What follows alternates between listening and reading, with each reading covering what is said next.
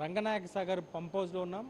ఈ under ground టన్నెల్లో ఉన్నటువంటి ఈ పంప్ హౌస్లో ప్రస్తుతం మనం విజువల్స్ చూడవచ్చు. 4 మోటార్లు, మనం ఇందాక చెప్పుకున్న 137 మెగావాట్స్ మోటార్లు ఇక్కడ ఉన్నాయి.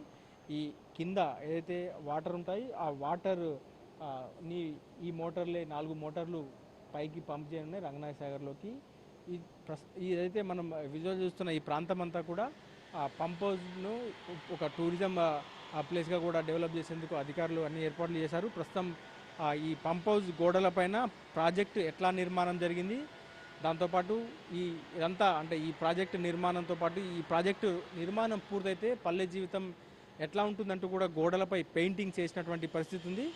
తర్వాత ఈ పంప్ హౌస్లో మెయిన్గా మనం ఏదైతే పంపు నుంచి పంపు చేసేటువంటి 4 పంపులు కూడా పంపులను ఆపరేట్ చేసే సిస్టమ్ అంతా కూడా మనం స్కాడా రూమ్ అని ఒకటి ఉంటుంది. ఆ స్కాడా రూమ్ నుంచే పూర్తిగా వీటన్నిటిని ఆపరేట్ చేస్తారు. ఇక్కడ నుంచి లిఫ్ట్ల ద్వారా అంటే కిందికి వెళ్ళేందుకు కూడా లిఫ్ట్ సౌకర్యాలు ఉన్నాయి.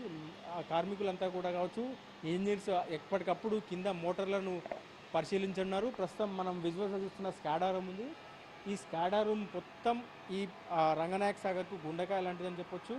ఈ పంప్ హౌస్లో పూర్తిగా మానిటరింగ్ చేస్తారు. ఎప్పటికీ ఏ పంపు ఎట్లా రన్ అవుతుంది, ఎక్కడైనా సమస్యలు ఎదుర్కొంటున్నారా, ఎక్కడైనా టెక్నికల్ ఎర్రర్స్ వచ్చినా, ఎట్లాంటి ఇష్యూస్ వచ్చినా, నీళ్లు ఎటు వెళ్తున్నాయి, మోటార్లు ఎట్లా పనిచేస్తున్నాయని పూర్తిగా ఇక్కడ నుంచే ఈ స్కాడా రూమ్ నుంచే ఆపరేట్ చేయనున్నారు. ఇక్కడ టెక్నికల్ సిబ్బంది 24/7 అంటే ఎప్పటికీ అంటే 24 గంటలు కూడా ఇక్కడ మానిటర్ చేస్తూ ఆ మోటార్ల పనితనం కూడా చూడనున్నారు. ఇక్కడ భారీ ఒక 4 స్క్రీన్లను ఏర్పాటు చేసుకున్నారు. మొత్తం సీసీ కెమెరాలు కావచ్చు, టెక్నికల్ ఇష్యూస్ కూడా అన్ని ఈ మానిటర్స్, ఈ కంప్యూటర్స్ షో చేయనున్నాయి. కాళేశ్వరం ప్రాజెక్టులో భాగమైనటువంటి ఈ రంగనాయక సాగర్ పంప్ హౌస్ సంబంధించినటువంటి స్కాడా రూమ్ ఇది. ఇక్కడ ఎప్పటికీ అంటే ఈ పూర్తిగా ఈ 4 మానిటర్ల ద్వారా కావచ్చు, అంటే ఎప్పటికప్పుడు ఈ మిషన్ల పనితనం కావచ్చు, సంపోజ్ నుంచి కావచ్చు, ఇటు వాటర్ పైకి పంప్ చేసే మోటార్ల పనితనాన్ని పరిశీలించనున్నారు. విజువల్స్లో మనం చూస్తున్నాం ఆ మోటార్ల సంబంధించినటువంటి సీసీ కెమెరాలను కూడా ఏర్పాటు చేసి ఆ విజువల్స్లో కూడా ఇక్కడ మానిటర్ చేస్తూ ఉన్నారు. వన్స్ అంటే మరికొన్ని రోజులు అంటే ఒక వారం రోజుల్లో ఇక్కడికి నీరు రానుంది. ఇది అనంతగిరి నుంచి ఇక్కడికి మరికొద్ది రోజుల టన్నెల్స్ ద్వారా నీరు రావడము, వాటిని రంగనాయక సాగర్లోకి నింపే పనిని కూడా పూర్తిగా అంటే ఇక్కడ పూర్తిగా ఇప్పటికిప్పుడు నీళ్ళు వచ్చినా రంగనాయక సాగర్లోకి నింపేందుకు అన్ని ఏర్పాట్లు పూర్తయ్యాయి అంటున్నారు. అంటే దాదాపు 100కు 100% పనులు పూర్తయ్యాయి. ఇప్పుడు రెడీగా ఉన్నటువంటి పరిస్థితి ఉంది. ఈ పంప్ హౌజ్లు, ఈ మోటార్లు కావచ్చు, అన్ని ఏర్పాట్లు చేశారు. కెనాల్స్తో సహా అన్ని ఏర్పాట్లు చేసుకొని రంగనాయక సాగర్ను నింపేందుకు దాదాపు పనులు పూర్తయ్యాయని చెప్పొచ్చు.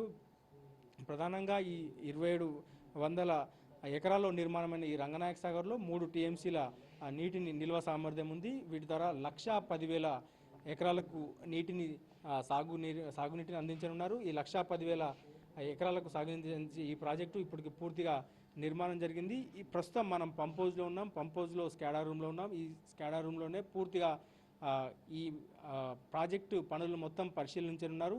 లిఫ్ట్ ఏదైతే నీటిని ఎత్తే పనినంతా కూడా లిఫ్ట్ చేసే కార్యక్రమాలన్నింటిని కూడా ఇక్కడ నుంచే అబ్జర్వ్ చేయనున్నారు.